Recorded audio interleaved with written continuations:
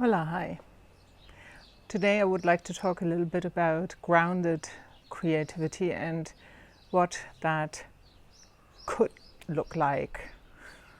I'm afraid I don't have the answers completely to this one, but I think it's an interesting and important subject because I feel many of us who are creative souls are a little bit caught in this all or nothing trap.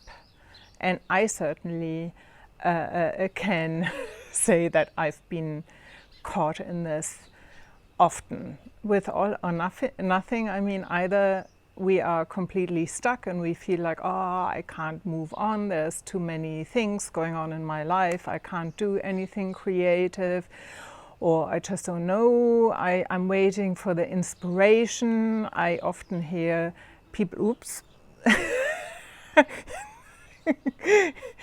I often hear people say, I can't do anything until the inspiration comes. Art doesn't just happen like this. And then when you're then hit by this inspiration, if that is really true, or you have started, then you're doing it, you're going all in. You're doing it, you're driving, you're running with that fire of inspiration. But what is so tricky about it, at least in my experience, that it's going this roller coaster. So stagnation, stagnation, stagnation, frustration, frustration, frustration, inspiration, and then you're shooting up with all that energy, and it's so much energy, and there's this excitement that comes with it, and this exhilaration. I think it's a little bit like this dopamine hit you're getting, and it's slightly addictive. And the trouble with it is we are dealing with extremes, as I said. So once you're up here, there's only one way to go, which is back down. And I just lately have been thinking about this a lot, because somebody said, what about if you could experience, for example, joy, but in a more grounded way, not in this exhilarated, excited way. Nothing wrong with that, but if you are someone who is dealing, with a nervous system that's already, off center, it's just somehow that you can't really process it, and it's so much energy, and even though it might look like fun, it's slightly, as I've said, slightly addictive. It's so much energy, and then you only can fall into this big black hole. I don't know whether you can avoid that completely, because there are obviously some things like theater. You're working towards a premiere, towards a performance or several performances. One is high intensity, high pressure, and then bam, all of a sudden it's gone.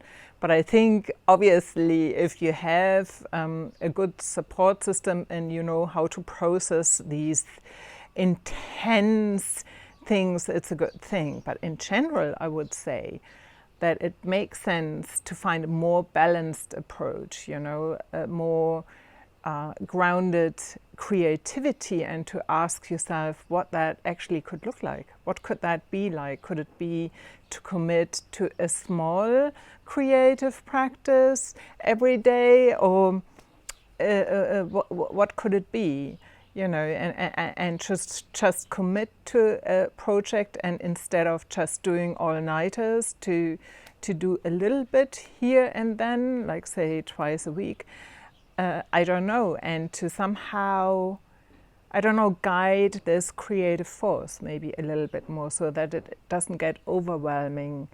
I think what's so interesting about creativity, you can either use it to process life, and also a little bit to escape from it, but then hopefully to come back with, like Michael Ende, with his never-ending story.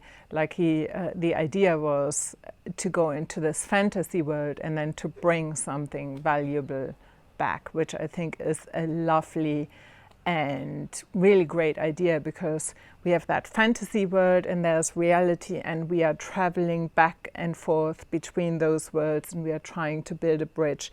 And I think this is what is healthy. But when we use creativity only to escape from reality, and it becomes a little bit like just another means to escape things instead of meeting them, then I think it, even though creativity is such a great thing, then it can maybe be something that becomes a little bit an addiction in and of itself. So grounded creativity in my book is about learning to navigate these creative forces and maybe to have it a little bit more balanced, and to see, am I still weaving that bridge between reality and this creative world? Are they feeding each other, or am I just using this as an escape and I'm getting like kind of more and more dissociated from life and